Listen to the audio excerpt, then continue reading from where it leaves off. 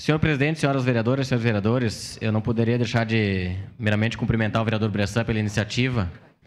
E até o vereador Meneguzzi falou do Tibiriçá. E em 2005, vereador Meneguzzi, eu apresentei uma legislação na Câmara que foi aprovada e sancionada pelo prefeito Sartori à época, que era a instituição de cursos de formação para servidores públicos municipais do curso de Libras. E quem foi o primeiro professor foi o Tibiriçá, né? Deu vários cursos, então, 18 anos depois, né, dessa lei aprovada e de vários servidores formados em Libras, a gente volta a debater um tema bem importante, vereador Bressan.